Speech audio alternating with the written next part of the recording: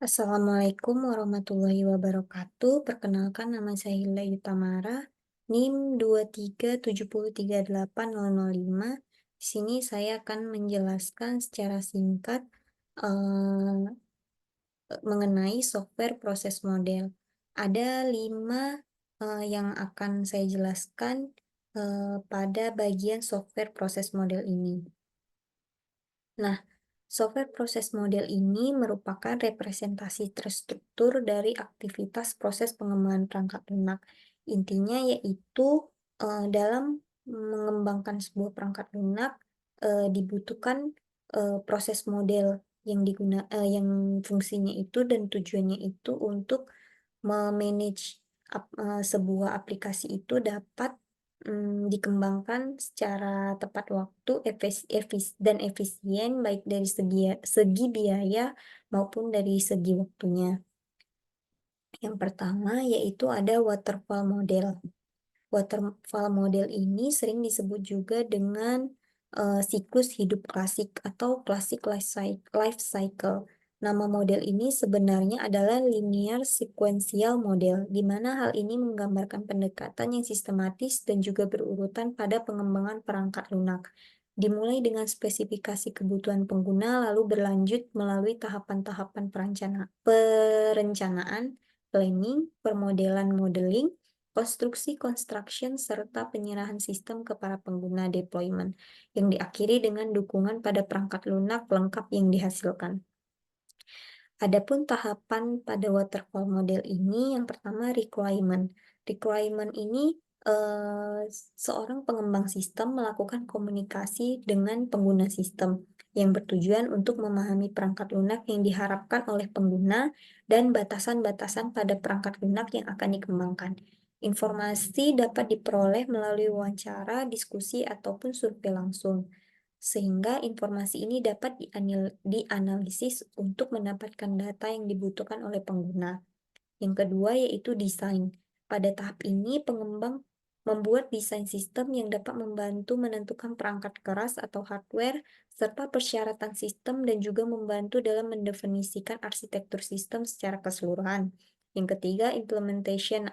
Di sini, implementation itu merupakan development. Nah, pada tahap ini sistem pertama kali dikembangkan di program kecil yang disebut dengan unit yang terintegrasi dalam tahap selanjutnya, sehingga setiap unit ini dikembangkan dan diuji untuk fungsionalitas yang disebut sebagai unit testing. Verification.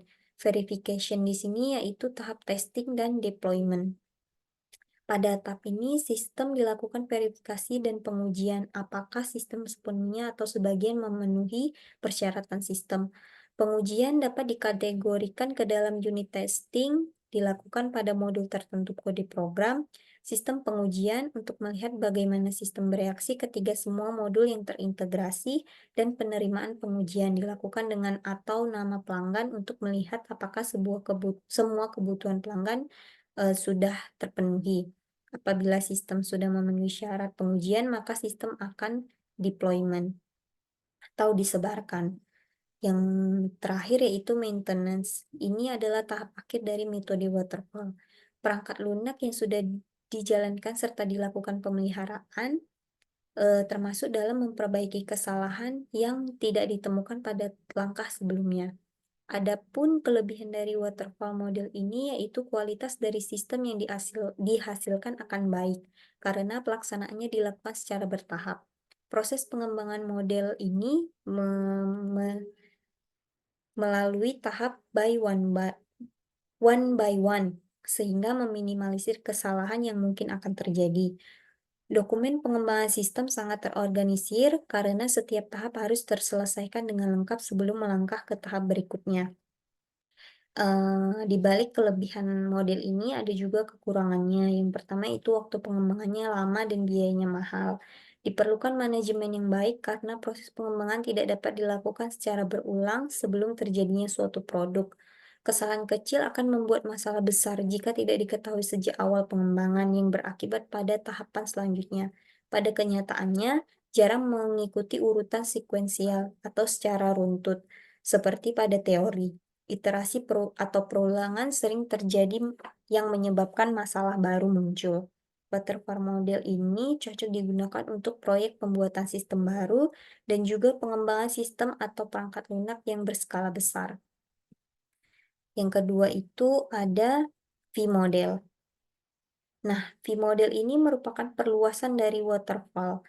Disebut sebagai perluasan karena tahap-tahapnya mirip dengan model waterfall. Jika dalam proses waterfall proses dijalankan secara linear, maka dalam V-model dilakukan secara bercabang. Adapun tahapan pada V-model yaitu yang pertama requirement analysis dan acceptance testing. Tahap ini adalah pencatatan persyaratan pengguna sistem. Output pada tahap ini adalah dokumen yang dibutuhkan oleh pengguna. Sedangkan acceptance testing adalah tahap yang akan memeriksa apakah dokumen yang dihasilkan telah diterima oleh pengguna. Yang kedua yaitu sistem desain dan sistem testing analisis. Pada tahap ini mulai merancang sistem yang mereferensikan dokumen persyaratan pengguna yang telah diselesaikan pada tahap sebelumnya. Tahap spesifikasi perangkat lunak mencakup struktur data dan organisasi umum lainnya. Yang ketiga, arsitektur desain dan integration testing, sering disebut juga dengan desain level tinggi. Dasar untuk memilih arsitektur yang akan digunakan didasarkan pada beberapa hal seperti penggunaan kembali setiap modul, dependensi tabel dalam database, hubungan antara antarmuka, serta detail teknologi yang digunakan. Yang keempat yaitu modul desain dan unit testing. Desain tingkat rendah adalah desain yang membuat modul lebih kecil, dan setiap modul memiliki instruksi yang cukup untuk memudahkan programmer untuk melakukan coding. Yang terakhir yaitu coding program. Pada tahap ini dilakukan coding program untuk setiap modul yang telah dibentuk. Kelebihan V-model ini yaitu sederhana dan mudah digunakan. Aktivitas pengujian seperti perencanaan, perancangan, pengujian dilakukan jauh sebelum pengkodean program. Ini menghemat banyak waktu, oleh karena itu peluang keberhasilannya lebih tinggi dibandingkan waterfall model. Pelacakan cacat proaktif bisa ditemukan pada tahap awal, menghindari aliran cacat ke bawah, berfungsi dengan baik pada proyek kecil yang persyaratannya mudah dipahami. Kekurangan dari V-model ini sangat kaku dan kurang fleksibel. Perangkat lunak dikembangkan selama tahap implementasi, sehingga tidak ada prototipe awal perangkat lunak yang dihasilkan. Jika terjadi perubahan di tengah jalan, maka dokumen pengujian beserta dokumen persyaratan harus diperbaharui. V-model ini cocok untuk proyek berskala kecil hingga menengah, di mana persyaratan yang ditentukan dan ditetapkan sudah jelas. Model bentuk V sebaiknya dipilih ketika tersedia sumber daya teknis yang memadai dan keahlian teknis yang dibutuhkan sudah jelas. Selanjutnya, yang ketiga, yaitu ada incremental process model. Incremental process model ini adalah pengembangan sistem pada software engineering berdasarkan requirement software yang dipecah menjadi beberapa fungsi atau bagian sehingga model pengembangannya secara increment atau bertahap. Increment model termasuk dalam kategori evolutionary software process model karena bersifat iteratif atau mengandung perulangan. Hasil proses berupa produk yang semakin lama semakin lengkap dan bertambah baik sampai versi terlengkap dihasilkan sebagai produk akhir dari proses yang dilakukan. Adapun tahapan pada incremental proses model ini, yang pertama itu requirement. Requirement ini adalah proses tahapan paling awal yang dilakukan pada incremental model, yaitu penentuan kebutuhan atau analisis kebutuhan sistem. Yang kedua, specification. Specification ini adalah proses spesifikasi di mana menggunakan analisis kebutuhan sebagai acuannya. Yang ketiga, arsitektur desain. Yang ini merupakan tahap lanjutan, yaitu berupa perancangan software yang terbuka agar dapat diterapkan sistem pembangunan per bagian untuk tahapan berikutnya. Yang keempat, code program, yaitu setelah melakukan proses desain, selanjutnya adalah pengkodean program. Yang terakhir yaitu testing. Ini merupakan tahap pengujian pada program yang sudah dibuat. Kelebihan dari incremental proses model ini merupakan model dengan manajemen yang sederhana. Pengguna tidak perlu menunggu sampai seluruh sistem dikirim untuk mengambil keuntungan dari sistem tersebut karena bersifatnya increment atau bertahap. Resiko untuk kegagalan proyek secara keseluruhan lebih rendah walaupun masalah masih dapat ditemukan pada beberapa increment, memiliki risiko lebih rendah terhadap keseluruhan pengembangan sistem. Prioritas tertinggi pada pelayanan sistem adalah yang paling sering diuji. Kekurangan dari incremental proses model ini kemungkinan tiap bagian tidak dapat diintegrasikan, batasan proses tidak jelas, sistem kurang terstruktur, dan tidak cocok diaplikasikan pada proyek berskala besar. Incremental proses model ini cocok digunakan untuk sistem berskala kecil dan yang akan mengalami update fitur sesuai kebutuhan pengguna. Selanjutnya, ada evolutionary proses model, yaitu jenis prototyping. Di sini saya mengambil prototyping karena ingin membahasnya lebih lanjut. Padahal proses model ini ada beberapa, yaitu spiral, termasuk incremental proses model tadi, dan prototyping. Nah, ini merupakan suatu teknik untuk mengumpulkan informasi tertentu mengenai kebutuhan-kebutuhan informasi pengguna secara cepat, berfokus pada penyajian dari aspek-aspek software tersebut yang akan nampak bagi pelanggan atau pemakai. Prototipe tersebut dievaluasi oleh pelanggan atau pemakai dan dipakai untuk menyaring kebutuhan pengembangan software. Iterasi terjadi pada saat prototipe ditunjukkan untuk memenuhi kebutuhan pelanggan. Pada saat yang sama, kemungkinan pengembang untuk secara lebih baik memahami apa yang harus dilakukannya. Metode dengan menyajikan gambar yang lengkap tentang sistemnya. Adapun tahapan prototipe ini yaitu pengumpulan kebutuhan melalui komunikasi antara pelanggan dan pengembang bersama-sama mendefinisikan format seluruh perangkat lunak, semua kebutuhan dan garis besar sistem yang akan dibuat. Kemudian ada di sini membangun prototyping dengan quick plan dan quick design, yaitu dengan membuat perancangan sementara yang cepat yang berfokus pada penyajian kepada pelanggan, misal membuat input dan format output. Kemudian ada evaluasi prototyping.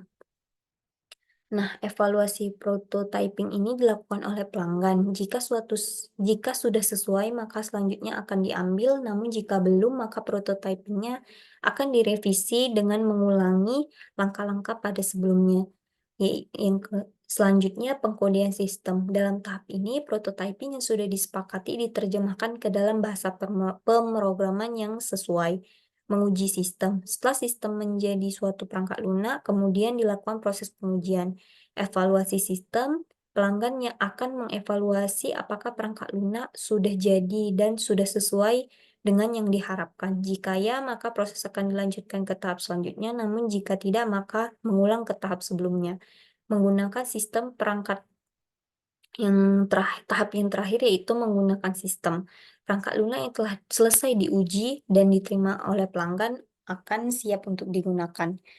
Kelebihan dari model prototipe ini yaitu penentuan kebutuhan lebih mudah diwujudkan, mempersingkat waktu pengembangan, pengembang dapat bekerja lebih baik dalam menentukan kebutuhan pelanggan, adanya komunikasi yang baik antar pengembang dan pelanggan. Namun, ada juga kekurangannya, yaitu proses analisa dan perancangan terlalu singkat, biasanya kurang fleksibel dalam menghadapi perubahan. Prototyping model ini cocok digunakan untuk aplikasi berskala menengah hingga ke besar, karena kemungkinan untuk perubahan hanya terjadi di satu tahap, sehingga tidak mempengaruhi tahap-tahap keseluruhan tahapnya, sehingga dinilai mungkin menjadi efisiensi baik itu dari segi biaya maupun segi waktu. Yang terakhir itu ada concurrent models. Nah, concurrent models ini merupakan cara atau pengembangan proses yang pada dasarnya adalah rangkaian dari kegiatan teknis, tugas, dan hubungan saling terkait dengan kegiatan seperti analisis kebutuhan desain, atau komunikasi. Aktivitas dalam model ini dilakukan secara simultan. Setiap aktivitas kerja saling terkait dengan aktivitas kerja lainnya. Concurrent development model ini biasa disebut juga dengan concurrent engineering, yaitu pengembangan berdasarkan paralelisasi, yaitu melakukan tugas secara bersamaan. Gambar diagram berikut ini merepresentasikan skematik dari suatu kegiatan dengan concurrent models. Aktivitas analisis mungkin dalam salah satu dari state yang tercatat pada waktu tertentu.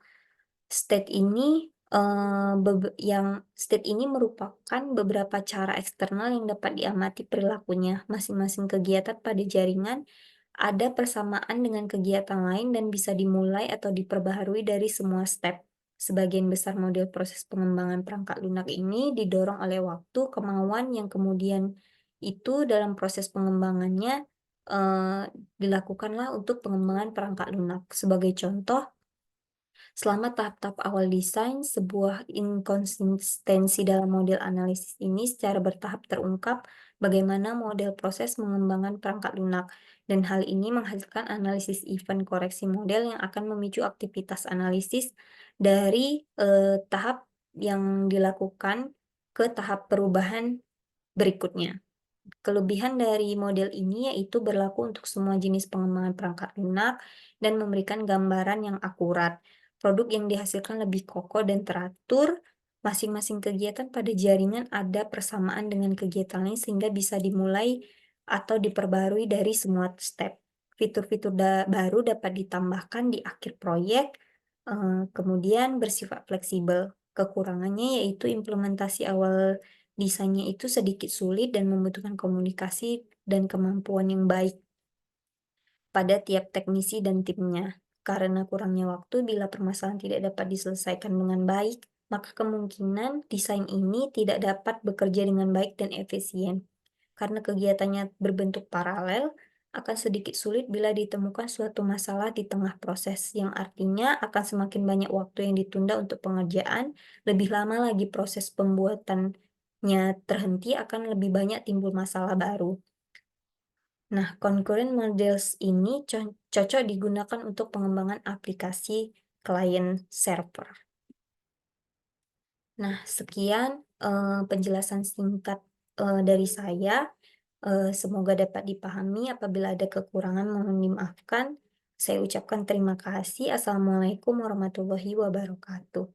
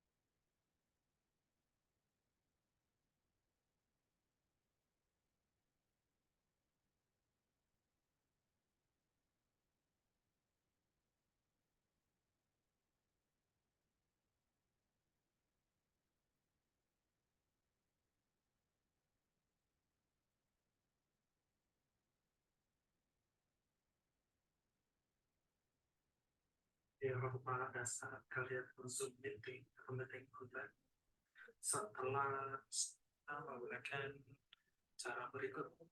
Yang pertama, buka Zoom-nya, ke aplikasi itu, kemudian masuk ke setting, di sini setting, kemudian masuk ke video, lalu pilih advance,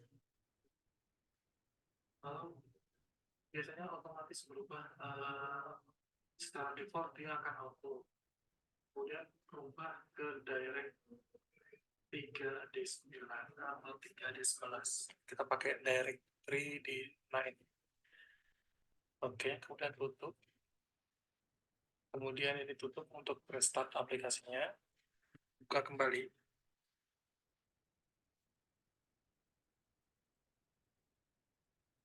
Aplikasi Zoom-nya.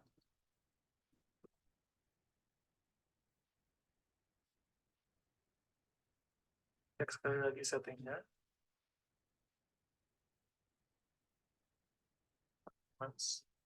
Nah, kalau sudah berubah di sini, teman-teman bisa dicoba lagi untuk Zoom-nya ya. Biasanya ini